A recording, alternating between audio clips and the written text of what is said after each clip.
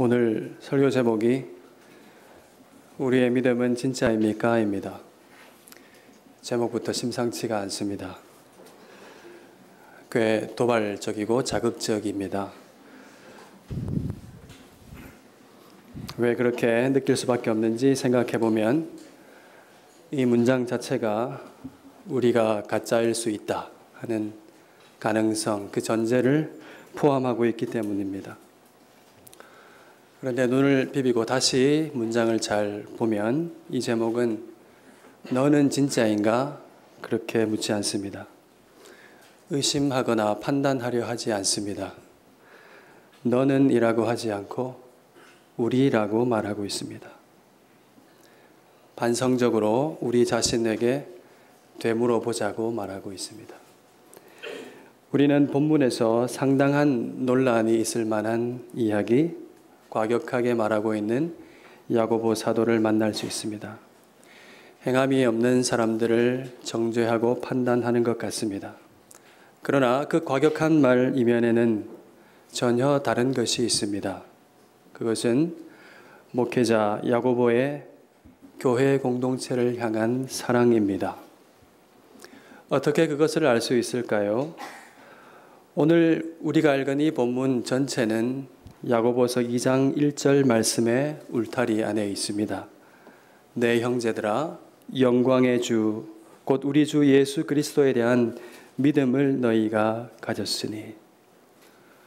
오늘 본문은 다른 사람이 아니라 믿음을 가진 저와 여러분, 믿음의 형제들을 향한 말씀입니다. 그래서 이 과격함의 크기는 목회자 야고보의 안타까움과 사랑의 크기입니다.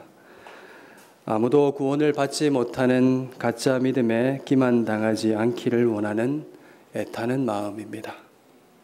야고보는 그들의 잘못된 안전감을 박살을 내고 그들이 참 자기의 모습을 알 수 있기를 소원합니다. 그리하여 참 믿음에 반드시 따르는 사랑의 삶을 되찾아 살기를 소원하고 있습니다. 여러분도 이 말씀을 잘 받을 수 있기를 소원합니다. 야고보는 강력하게 질문합니다. 14절이지요. 내 형제들아, 만일 사람이 믿음이 있노라 하고 행함이 없으면 무슨 유익이 있으리요? 그 믿음이 능히 자기를 구원하겠느냐? 야고보가 말하려고 하는 바는 분명합니다. 행함이 없는 믿음은 구원받는 믿음이 아니다 하는 말씀입니다. 그것은 가짜 믿음이요, 아무 유익이 없는 믿음이라는 말입니다. 어떤 사람은 질문할 것입니다. 가짜 믿음도 있습니까? 그때 저는 예, 그렇습니다. 그렇게 대답할 것입니다. 어떻게 알 수 있습니까? 하나님 말씀이 분명히 증거하고 있습니다. 야고보서 1장 18절 말씀. 그가 피조물 중에 우리로 한 첫 열매가 되게 하시려고 자기의 뜻을 따라 진리의 말씀으로 우리를 낳으셨느니라. 하나님께서 모든 피조물들 가운데 우리로 하여금 의의 열매를 맺게 하시려고, 첫 열매는 그 다음부터 계속 열매가 맺힌다는 얘기죠. 그 열매를 맺게 하시려고 하나님 자신의 뜻을 따라서 반드시 성취되는 진리의 말씀을 따라 우리를 새롭게 태어나게 하셨기 때문입니다. 그러므로 참된 믿음을 가진 자는 열매를 맺을 수밖에 없습니다. 비록 더디고 굴곡이 있을지라도 믿음을 가진 자는 주 예수 그리스도 한 방향을 응시하고 자라납니다. 믿음이 있는 자는 잘 안 되고 힘들고 어려워도 의와 거룩의 열매를 맺으려고 몸부림을 칩니다. 야고보 사도가 이렇게 과격하게 도발적으로 말하는 것은 그때 그 형제들이 믿음이 있노라 말을 잘 하지만 도무지 행하지 않고 있었기 때문입니다. 야고보는 이 형제들, 사랑하는 형제들이 바로 깨닫고 그래서 바르게 살라고 한 사례를 들어서 이야기합니다. 그것이 15절과 16절 이해이지요. 여기 우리 교회처럼 교회 한가운데 가난한 형제 자매가 있습니다. 이 형제는 너무 가난해서 입을 옷이 없고 먹을 양식이 없습니다. 본문대로 하자면 헐벗고 일용할 양식이 없습니다. 일용할 양식이란 말은 주님 가르치신 기도에 나오는 그 단어이죠. 매일 구하는 기도의 제목입니다. 지금 춥고 배고픈 사람입니다. 이 형제를 보고 다른 믿음 있는 형제가 다가와서 인사하면서 말합니다. 그래도 조금은 다행이죠. 안타깝게 여기지 않았다면 다가오지도 않았을 것입니다. 그렇게 다가와서 인사하면서 말을 합니다. 형제님, 평안히 가십시오. 형제님, 따뜻하게 입으십시오. 형제님, 배부르게 하십시오. 여기 나와 있는 평안히 가라. 그리고 따뜻하게 입으십시오. 배부르게 하십시오. 이 세 가지 말은 헬라어 문법으로 보면 두 가지로 번역할 수 있습니다. 하나는 중간태라는 것인데 그리고 하나는 수동태로 번역할 수 있습니다. 이것을 중간태, 수동태형으로 중간태로 죄기형으로 번역하면은 이런 말이 될 것입니다. 너의 힘으로 스스로 너의 몸을 잘 좀 챙기십시오 하는 얘기죠. 형제님, 평안히 가십시오. 형제님, 좀 잘 챙겨 입으십시오. 잘 챙겨 드십시오 하는 말입니다. 그 앞에 좀이라는 단어를 붙여야 되겠죠. 액센트를 줘야 됩니다. 형제님, 좀 잘 챙겨 드세요. 이것을 수동태로 번역하면 어떻게 되겠습니까? 평안히 가게 되기를, 배부르게 되기를, 따뜻하게 되기를. 즉, 기도의 말입니다. 다시 말하면, 형제님, 제가 기도하겠습니다. 제가 기도해 드릴게요. 하나님께서 함께 가시기를 빕니다. 하나님께서 입을 것을 주시기를 빕니다. 하나님께서 배부르게 하실 줄로 믿습니다. 이런 말이 될 것입니다. 여러분 보십시오. 그 형제 자매는 옷을 안 입는 것이 아닙니다. 옷이 없어서 못 입고 있습니다. 그 형제 자매는 다이어트를 하고 있는 것이 아닙니다. 없어서 못 먹고 있습니다. 여러분 잘 보십시오. 무엇이 보입니까? 믿음이 있노라 하고 말만 하는 이 사람의 믿음의 말은 아무런 소용이 없는 것을 볼 수 있습니다. 그의 말은 형제에게 아무런 도움이 되지 않습니다. 형제를 지금 처한 그 궁핍에서 건져내지 못합니다. 오히려 마음만 더 아프게 할 뿐입니다. 평안히 가라 하는 이 얘기는 유대인들이 흔히 하는 축복의 말이죠. 하나님께서 너와 함께 가시기를 바란다. 하나님께서 함께 가시니 하나님이 주시는 샬롬, 그 평화가 있기를 바란다는 말입니다. 여기 이 사례에서 보자면 어떻습니까? 하나님은 그의 말 속에만 계십니다. 그 사람의 말 가운데 계신 하나님은 가난한 형제와 같이 가시지 않습니다. 왜 그렇습니까? 왜냐하면 그가 그 형제와 함께 가주지 않기 때문입니다. 만일 그가 입을 옷을 내어주고 먹을 양식을 내어주었다면 그가 한 믿음의 말에 계신 하나님은 그를 통하여 일하셨을 것입니다. 가난한 형제는 실로 따뜻해질 것이고 배부러질 것입니다. 위로를 받을 것입니다. 가난한 형제는 그 형제를 통해서 일하시는 하나님을 경험하고 감사와 기쁨의 찬송을 부르지 않겠습니까? 이제 수동태로 번역을 하면 그렇게 생각해 봅시다. 그는 형제가 배부르게 되기를 하면서 하나님께 기도한 것입니다. 또한 그 가난한 자에게 기도하십시다 라고 말한 것입니다. 굳이 기도하자고 말하지 않아도 형제는 이미 충분히 기도하고 있습니다. 그 고통스러운 궁핍 속에 하나님 저를 건져주십시오. 눈물로 기도하지 않았겠습니까? 여러분, 이제 어떤 상황이 되었습니까? 이때는 다름이 아니라 기도의 응답이 나타날 순간입니다.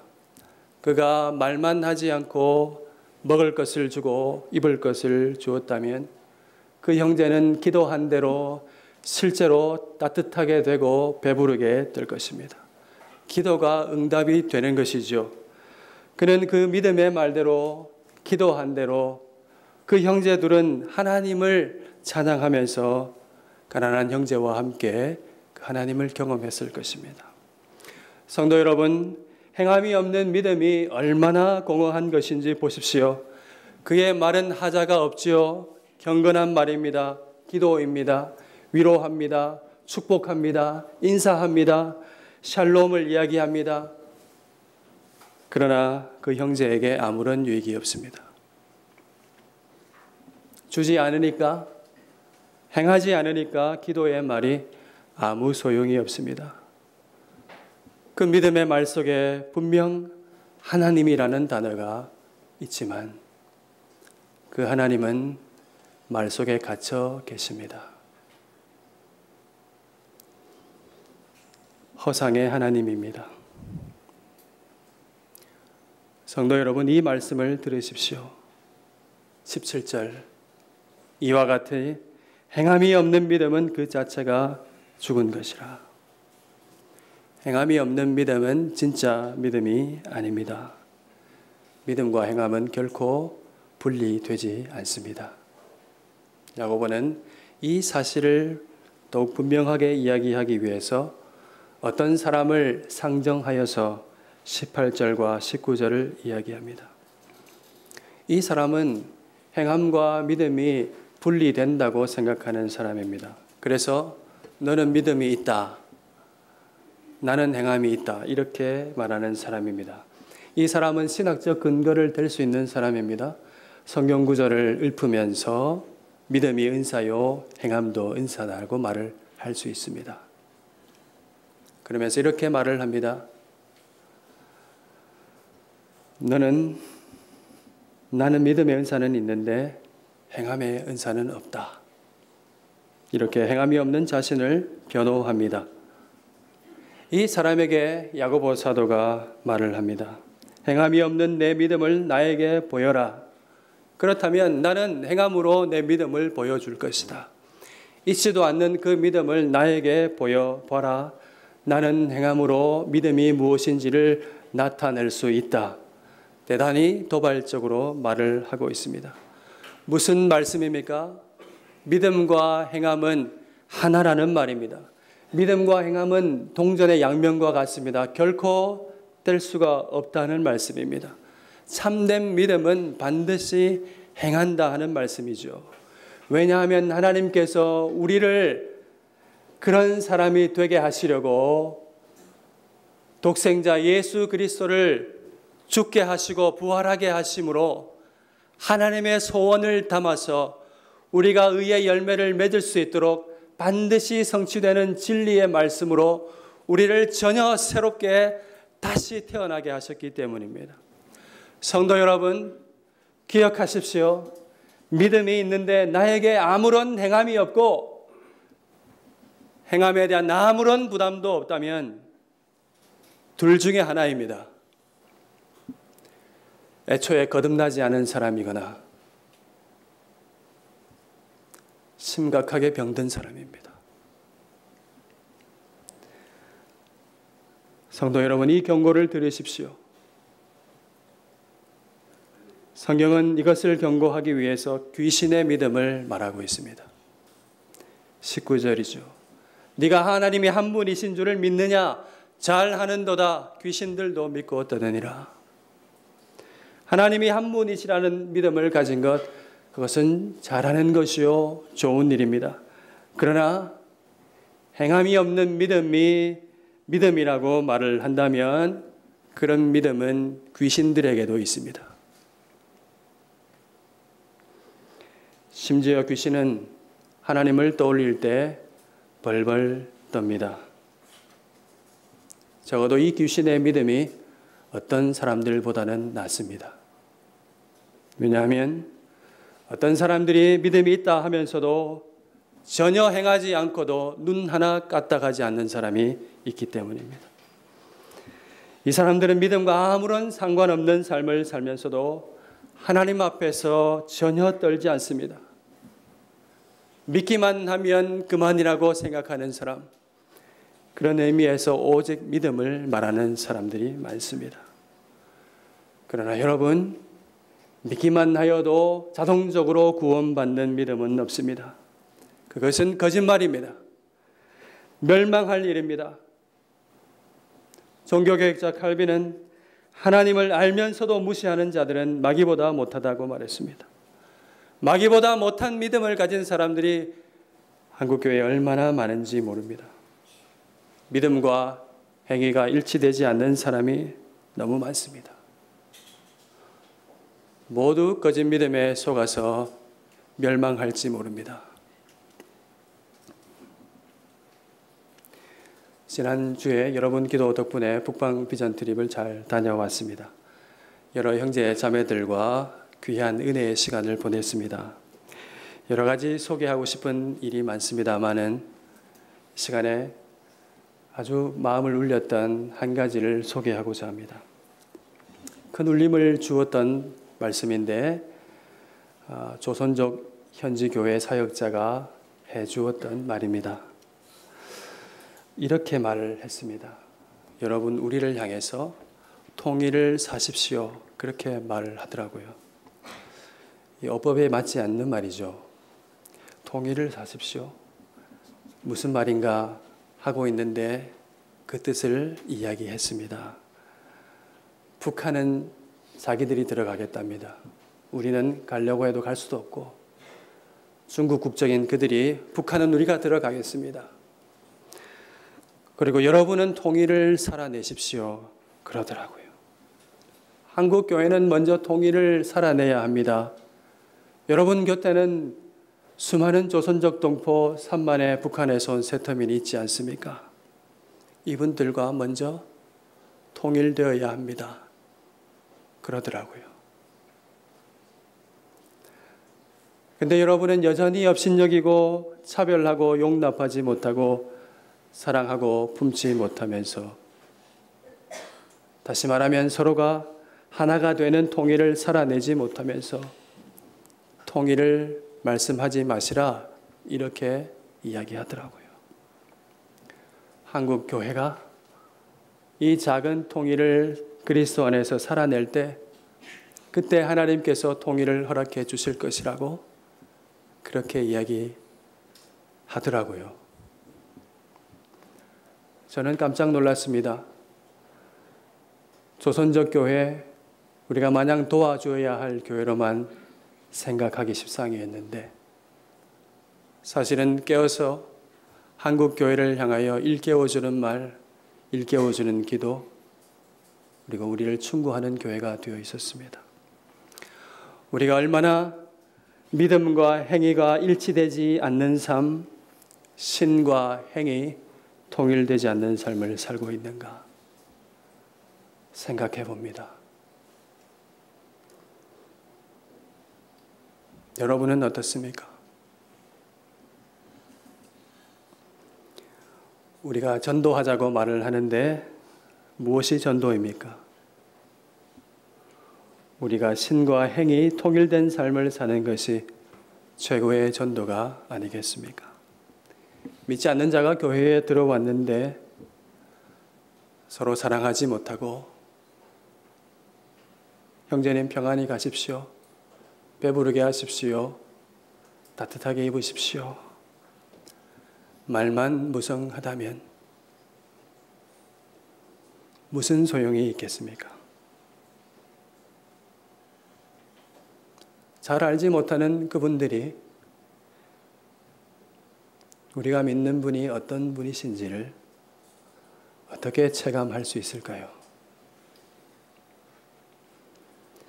왜 전도가 안 되고 왜 그렇게 어렵게 되었습니까? 우리가 우리의 삶 속에서 신과 행이 통일된 삶을 살 때 주 예수 그리스도를 믿음으로 우리 주 예수 그리스도를 닮은 삶을 살아갈 때 주님이 분명하게 드러나게 될 것입니다.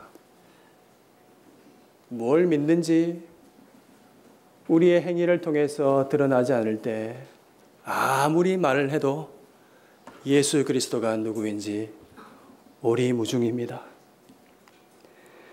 나누어주고 그럼에도 불구하고 사랑하고 선으로 악을 이기며 살 때 교회가 칭송을 받게 될 것입니다. 그리고 우리 안에 있는 그 힘이 무엇인지 도대체 당신들은 어떻게 됐기에 그렇게 온유하고 그렇게 사랑할 수 있는지 그 소망에 관한 이유를 묻게 되는 일이 일어날 것입니다. 사랑하는 성도 여러분, 우리 자신을 돌아봅시다. 우리는 얼마나 신행이 통일된 삶을 살고 있습니까? 우리의 믿음은 진짜입니까?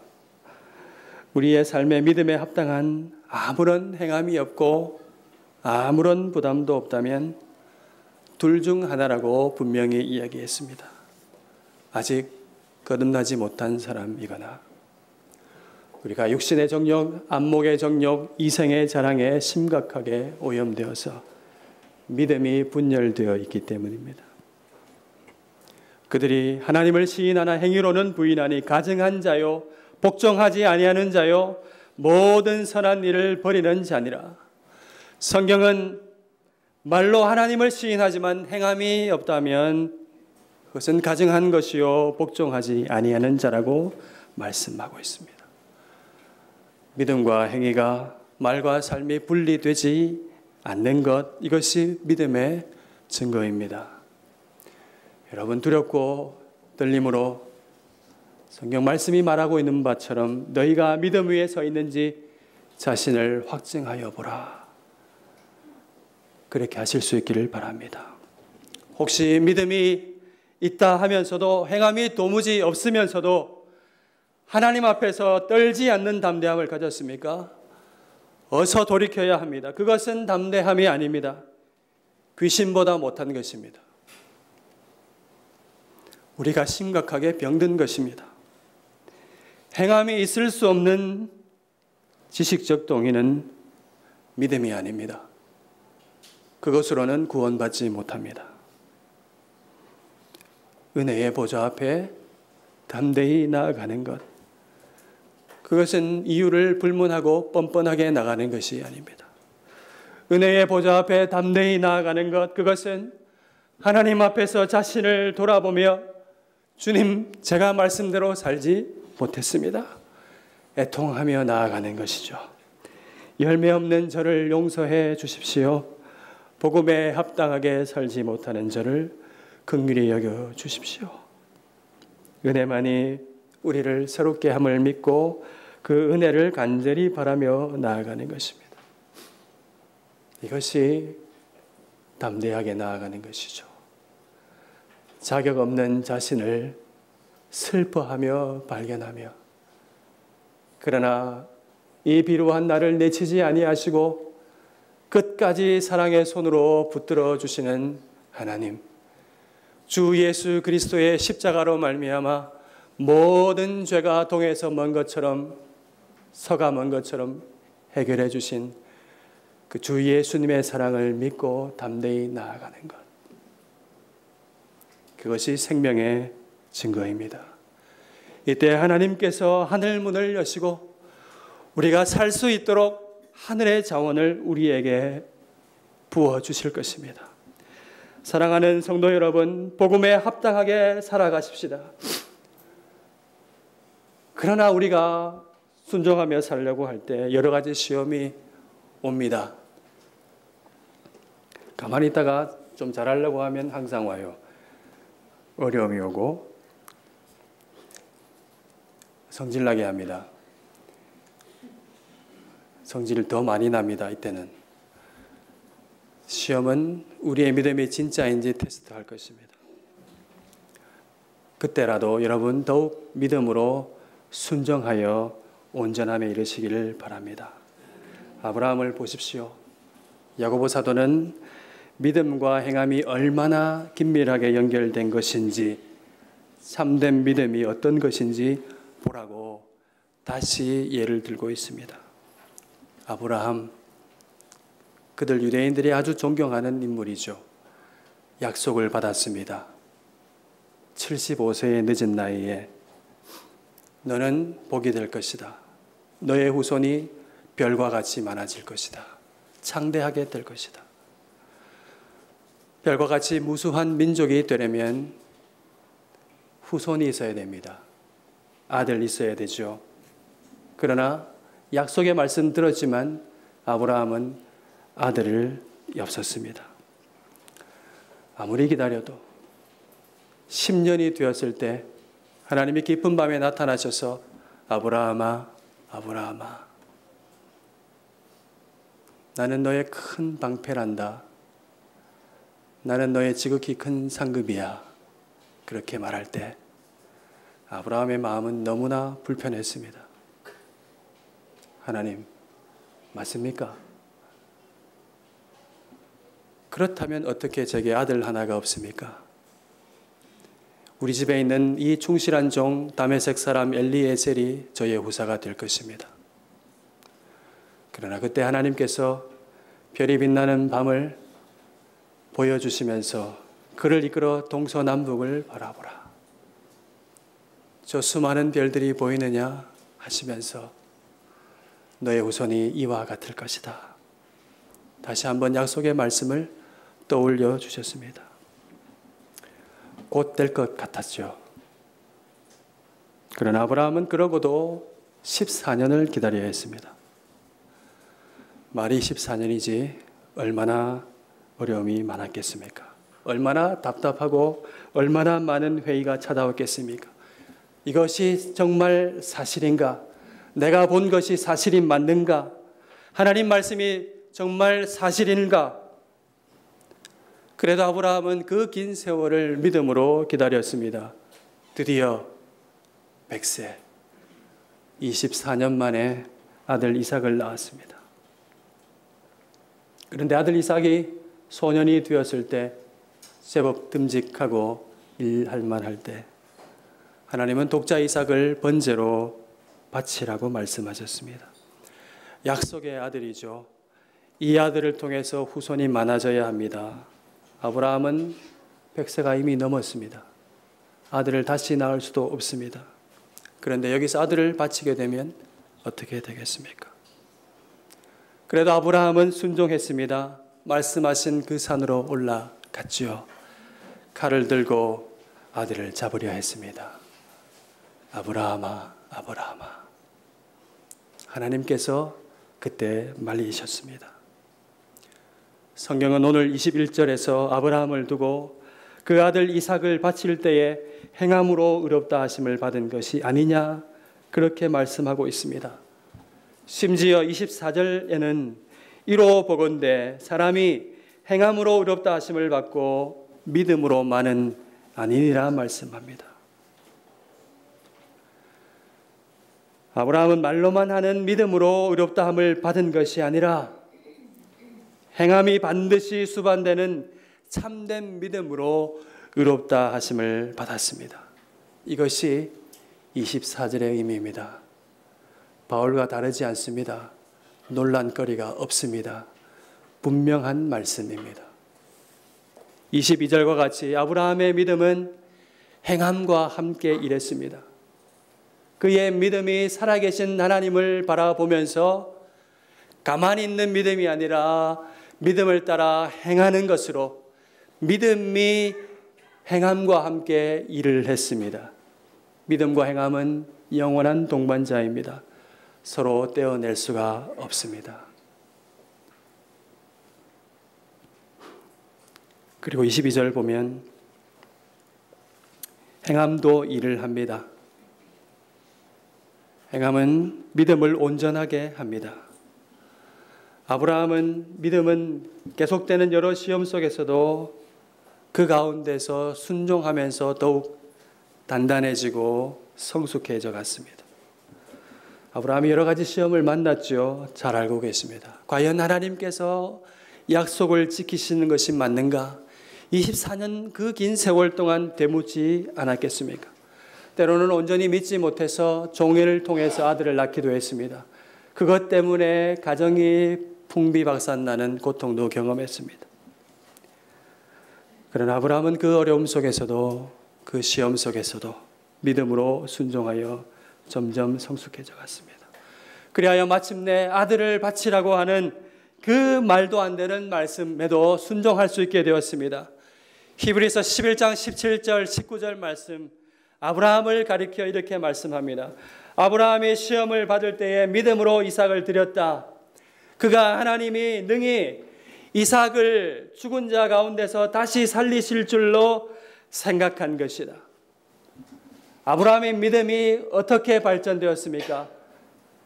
시험 속에서도 믿음의 순종을 감당함으로 아브라함은 자기 아들이 내 손에 죽는 한이 있더라도 하나님께서 새롭게 살려내실 것이다. 새롭게 창조하여 되돌려 주실 것이라는 부활의 믿음을 가지게 된 것입니다. 사랑하는 성도 여러분, 여기에 아무리 보아도 믿음과 행함이 분리되어 있지 않습니다. 아브라함이 어떻게 순종할 수 있었겠습니까? 그가 하나님을 믿었기 때문입니다. 이제 우리는 여기서 단순하고 분명하게 말을 할 수 있습니다. 행하지 못하는 것은 믿음이 없기 때문입니다. 진정으로 믿지 못하면 그렇게 살 수가 없습니다. 그렇게 행할 수 없습니다. 본토 친척 아비 집을 떠날 수가 없습니다. 24년을 기다릴 수 없습니다. 어떻게 얻은 아들인데 바칠 수가 없습니다. 성도 여러분, 우리의 삶을 돌아보십시다. 우리의 믿음은 진짜입니까? 여러분의 믿음은 행함과 함께 일하고 있습니까? 행함으로 믿음이 온 성숙과 온전함으로 나아가고 있습니까? 다시 한번 말씀드립니다. 우리는 하나님의 진리의 말씀으로 의의 열매를 맺을 하나님의 자녀로 새롭게 지음을 받았습니다. 믿음이 뿌리라면 행함은 열매입니다. 믿음이 진짜라면 반드시 열매가 맺힙니다. 악한 정욕과 모든 탐욕으로 두 마음이 되었다면, 그래서 말씀을 분별하지 못하고 정신을 차릴 수 없다면 지금 이 기회입니다. 돌이킬 수 있기를 바랍니다. 그리고 실망하지 마십시오. 낙심하지 마십시오. 실패가 반복되다 보니 저도 그랬습니다만 나 같은 놈은 안 돼. 자주 그런 생각이 듭니다. 그래서 면목이 없어서 하나님 앞에 가기 싫습니다. 여러분, 그때 넘어졌을 때 다시 일어나십시오. 그것이 또한 믿음입니다. 우리의 이런 비루한 모습에도 불구하고 하나님께서 여전히 나를 사랑하시고 붙들고 계시기 때문에 세상은 나를 손가락질하고 어떤 소리를 할지 모르지만 위에 계신 아버지 하나님, 내 곁에 계신 하나님은 우리 주 예수 그리스도 그분을 믿는 믿음 안에서 우리를 끝까지 사랑하시고 새롭게 세우신다는 사실을 믿고 하나님 앞에 담대히 나아갈 수 있기를 바랍니다. 행함과 함께 일하는 믿음으로 살아가십시다. 하나님께서는 우리를 거룩한 열매를 맺게 하시려고 독생자 예수 그리스도를 주셨습니다. 그것이 하나님의 소원입니다. 우리가 흑암에 앉았는데 우리가 새롭게 되어서 하나님의 의의 열매를 맺게 되는 것, 독생자를 주시기까지 하시는 하나님의 소원입니다.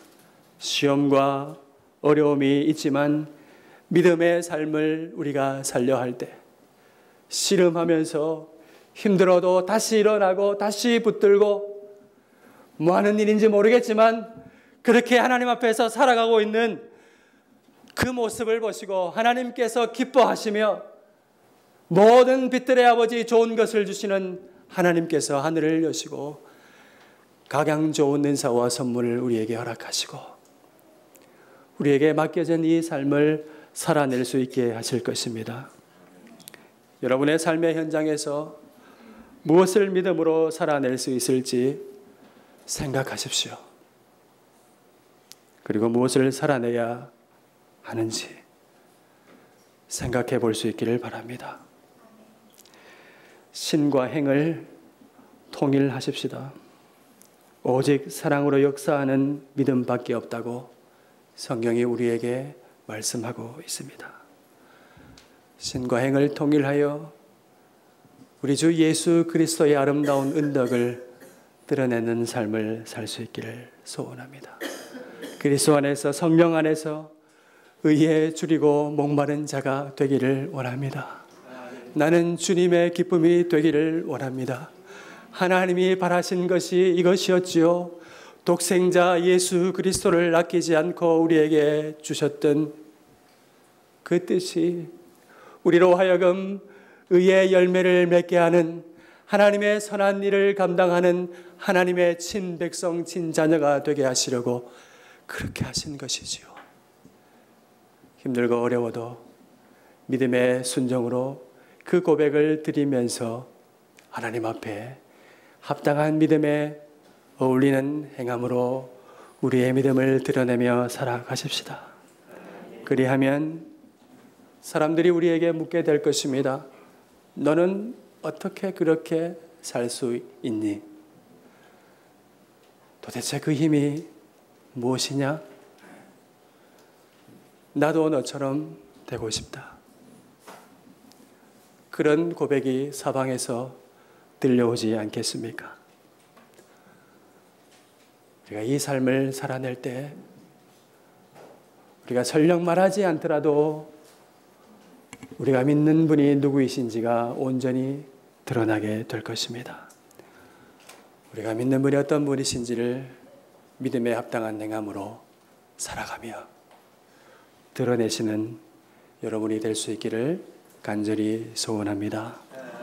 아멘. 우리